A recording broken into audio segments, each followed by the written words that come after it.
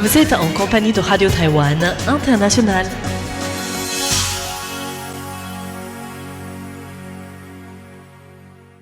Bonjour tout le monde et bienvenue sur les ondes françaises de Radio Taïwan International. Nous sommes le mardi 17 février 2026 et aujourd'hui, c'est le Nouvel An lunaire, donc je vous souhaite à tous et à toutes une excellente année du cheval de feu. Alors comme c'est un jour un peu spécial aujourd'hui, après le journal de l'actualité qui vous sera présenté par Sasa, eh bien nous allons vous présenter une émission spéciale du Nouvel An avec toute l'équipe de rédaction du service français qui sera réunie pour vous partager les manières de passer le Nouvel An lunaire dans différentes régions du monde. Comme il y avait beaucoup à dire, eh bien la version de cette émission qui se trouve sur Internet est plus détaillée que celle que vous entendrez sur ondes courtes. Donc n'hésitez pas à aller l'écouter et c'est aussi sur Internet que vous pourrez retrouver l'émission de Clément Tricot, La ville en pratique. Je vous souhaite une excellente écoute et je vous laisse tout de suite en compagnie de Sasa pour l'actualité dont voici les principaux titres.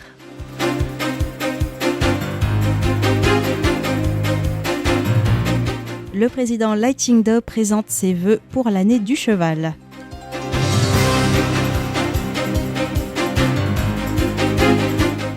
Lin Jialong, le ministre des Affaires étrangères, rappelle l'importance stratégique de Taïwan pour les États-Unis.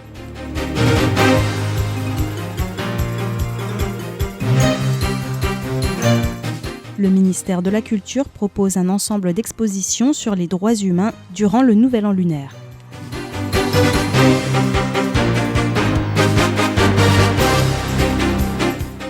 King Liu, fondateur de la marque Giant, numéro 1 mondial du vélo, est décédé à 93 ans.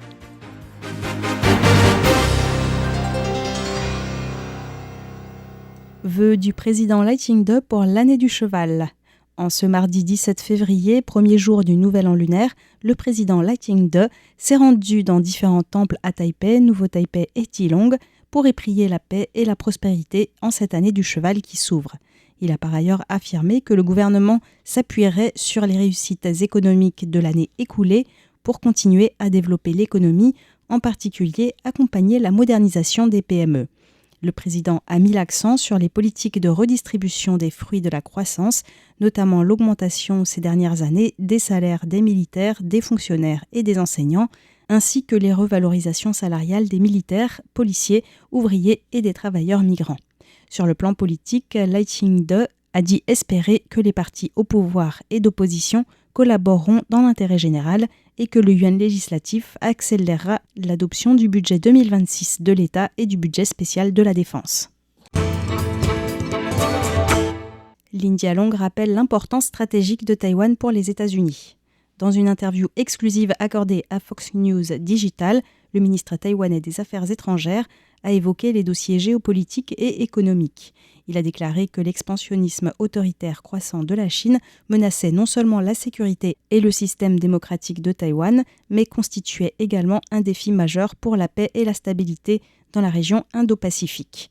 En effet, environ 90% des semi-conducteurs les plus avancés au monde sont produits à Taïwan et près de 50% du trafic maritime commercial international transite par le détroit.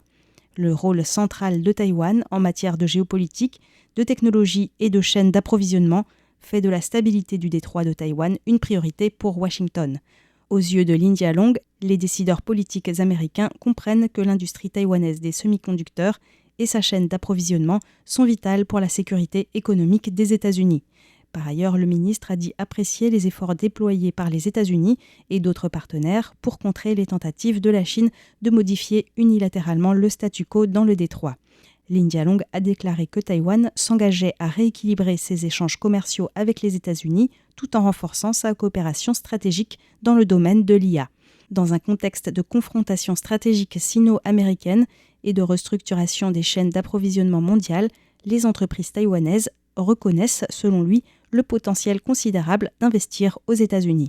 Enfin, Lin Jialong a affirmé que Taïwan appréciait le renforcement constant du soutien militaire américain qui dépasse les clivages partisans.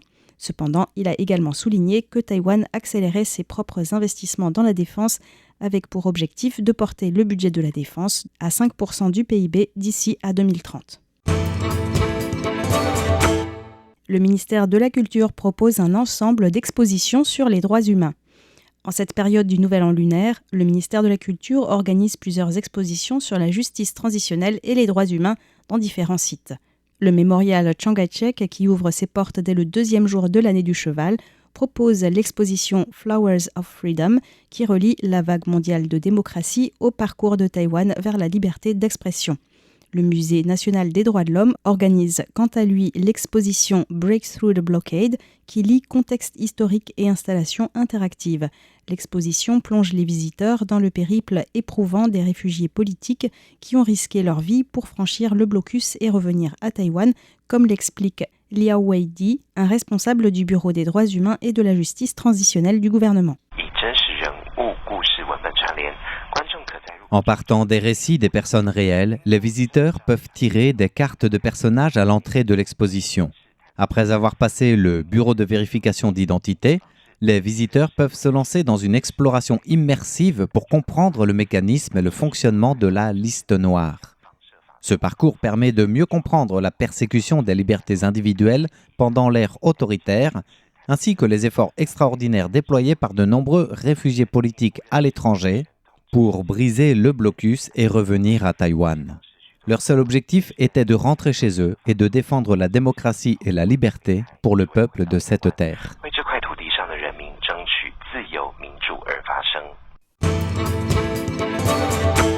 En 2025, l'augmentation globale des salaires a dépassé l'inflation.